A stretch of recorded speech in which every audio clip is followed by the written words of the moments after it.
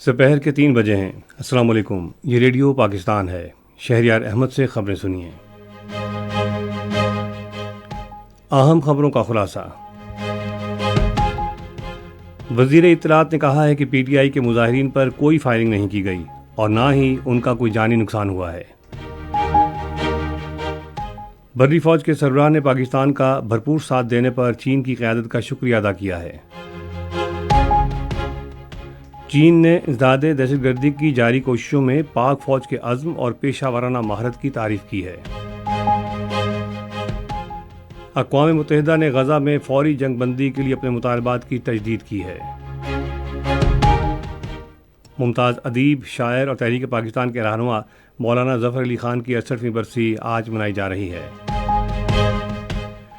پاکستان اور زمبابوے کے درمیان تیسرا اور آخری ایک روزہ بین الاقوامی کرکٹ میچ کل بلاوایو میں کھیلا جائے گا۔ اور اب خبریں تفصیل کے ساتھ۔ وزیر اطلاعات و نشریات عطا اللہ تعالی نے کہا ہے کہ پی ٹی آئی کے مظاہرین پر کوئی فائرنگ نہیں کی گئی اور نہ ہی ان کا کوئی جانی نقصان ہوا ہے۔ انہوں نے رات گئے اسلام آباد میں ڈی چوک اور جناح ایوینیو کے دورے کے دوران کہا کہ پی ٹی آئی اپنی مایوسی چھپانے کے لیے بے بنیاد پروپیگنڈا کر رہی ہے۔ انہوں نے واضح کیا کہ جب مظاہرین کو منتشر کیا گیا اس وقت ریاست کی جانب سے کوئی فائرنگ نہیں کی گئی۔ اپنی گاڑیاں چھوڑ کر بھاگ جانے والے مظاہرین کے حوالے سے وزیر اطلاعات نے کہا کہ انہوں نے سرکاری املاک کو نقصان پہنچایا۔ انہوں نے کہا کہ یہ بات سمجھ سے باہر ہے کہ ان کے احتجاج کا مقصد کیا تھا۔ وزیر اطلاعات نے پی ٹی آئی قیادت پر تنقید کرتے ہوئے کہا کہ بڑے دعوے کرنا اور احتجاج کی جگہ سے فرار ہونا ان کا وتیرہ ہے۔ انہوں نے کہا کہ بشرا بی بی اور خیبر پختونخوا کے وزیر اعلیٰ علی امین گنڈاپور دونوں ایک ساتھ ہی گاڑی میں فرار ہو گئے۔ اطلاعات و نشریات کے پارلیمانی سیکرٹری دانیال چودھری نے کہا ہے کہ حکومت نے اسلام آباد میں صورتحال پر خوش اسلوبی سے قابو پا لیا۔ انہوں نے آج اسلام آباد میں نیوز کانفرنس سے خطاب کرتے ہوئے کہا کہ مظاہرین کے خلاف کسی طاقت یا ہتھیار کا استعمال نہیں کیا گیا۔ انہوں نے کہا کہ حکومت کی کارروائی سے مظاہرین کا کوئی جانی نقصان نہیں ہوا اور اس حوالے سے پی ٹی آئی کے پروپیگنڈے پر افسوس ظاہر کیا۔ انہوں نے کہا کہ حکومت نے لاشوں پر سیاست کرنے کی خواہش رکھنے والوں کے مذموم عزائم ناکام بنانے کے لیے صبر و تحمل کا مظاہرہ کیا۔ ان کا کہنا تھا کہ مختلف علاقوں سے 900 مظاہرین کو گرفتار کیا گیا، جن میں انتشار کو ہوا دینے والے انتہائی مطلوب جرائم پیشہ افراد اور 37 افغان شہری شامل ہیں۔ انہوں نے کہا کہ ان کا ایجنڈا ملک کی اقتصادی ترقی کو نقصان پہنچانا اور غیر ملکی سرمایہ کاری کو سبوتاژ کرنا تھا۔ قانون نافذ کرنے والے اداروں نے پی ٹی آئی کے شرپسندوں کو اسلحہ سمیت گرفتار کر لیا ہے۔ اب تک راولپنڈی سے 400 شرپسندوں، اٹک سے 410، چکوال سے 44، مری سے 3 اور میاں والی سے 8 شرپسندوں کو گرفتار کیا گیا ہے۔ پی ٹی آئی کے پرتشدد احتجاج میں پولیس اور رینجرز کے کئی اہلکار شہید ہوئے۔ پی ٹی آئی کے مظاہرین سے ڈی چوک اور دیگر مہلکہ علاقوں کی کلیئرنس کے بعد اسلام آباد میں صورتحال معمول پر آ گئی ہے۔ وزیر داخلہ محسن نقوی نے ڈی چوک سے خیبر پلازہ تک کا دورہ کیا۔ انہوں نے قانون نافذ کرنے والے اداروں کے اہلکاروں سے ملاقات کی اور ان کی بہادری کو سراہا۔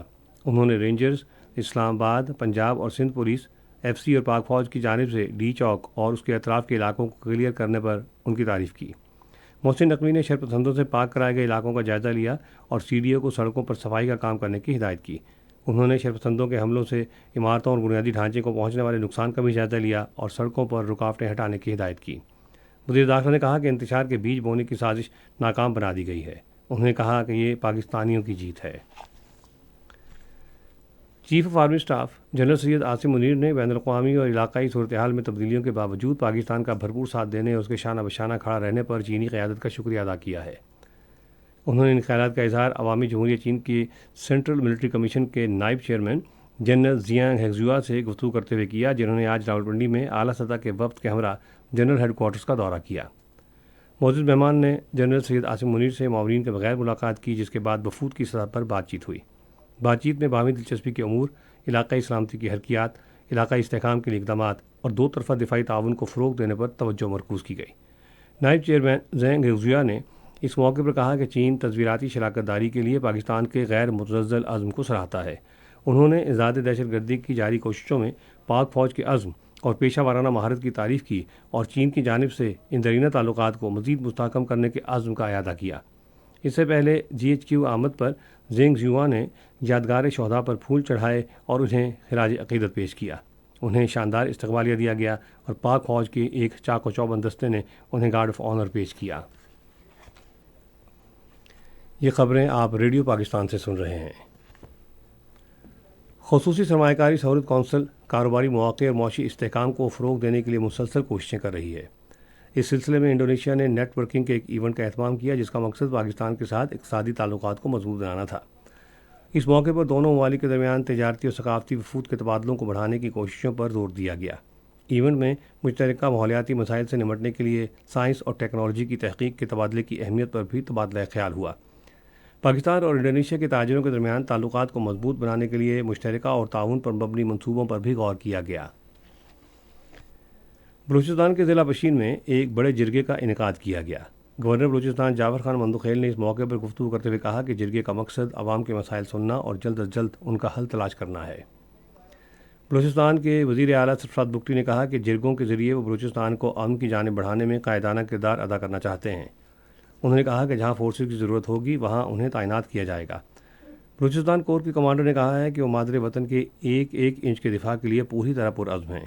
قائدین نے قیام امن کے لیے قانون نافذ کرنے والے اداروں کے کلیدی کردار کو سراہا اور صوبے میں امن و استحکام کے لیے ان سے مکمل تعاون کی یقین دہانی کرائی۔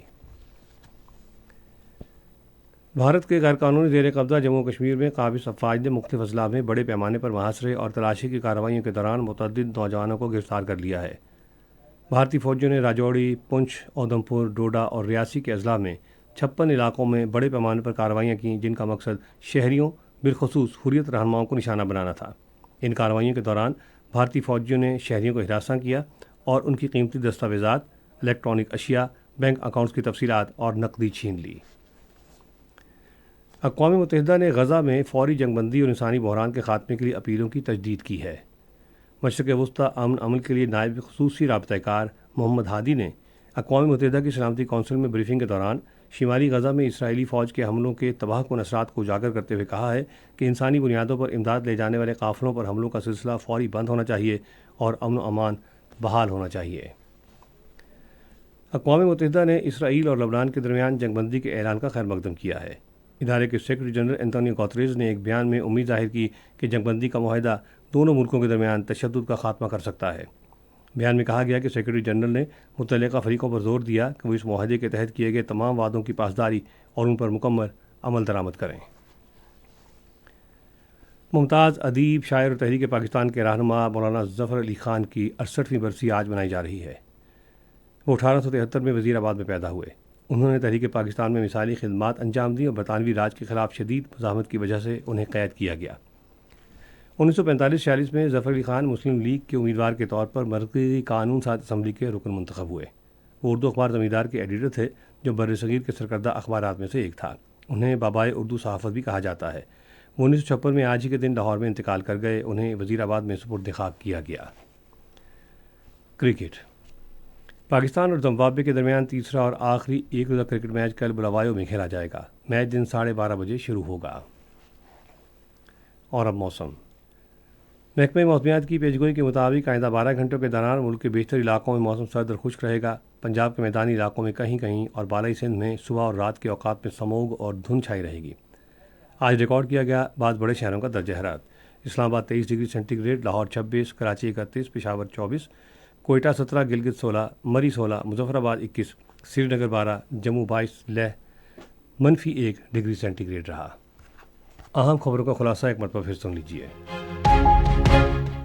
وزیر اطلاعات نے کہا ہے کہ پی ٹی آئی کے مظاہرین پر کوئی فائرنگ نہیں کی گئی اور نہ ہی ان کا کوئی جانی نقصان ہوا ہے۔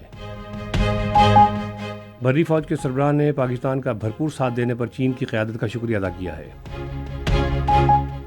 چین نے انسداد دہشت گردی کی جاری کوششوں میں پاک فوج کے عزم اور پیشہ ورانہ مہارت کی تعریف کی ہے۔ اقوام متحدہ نے غزہ میں فوری جنگ بندی کے لیے اپنے مطالبات کی تجدید کی ہے۔ خبریں ختم ہوئیں۔ مزید خبروں اور تجزیوں کے لیے آئیے ہماری ویب سائٹ پر، پتہ ہے radio.gov.pk، اور فیس بک کے link radio Pakistan news official پر براہ راست ویڈیو سٹریمنگ بھی ملاحظہ کیجیے۔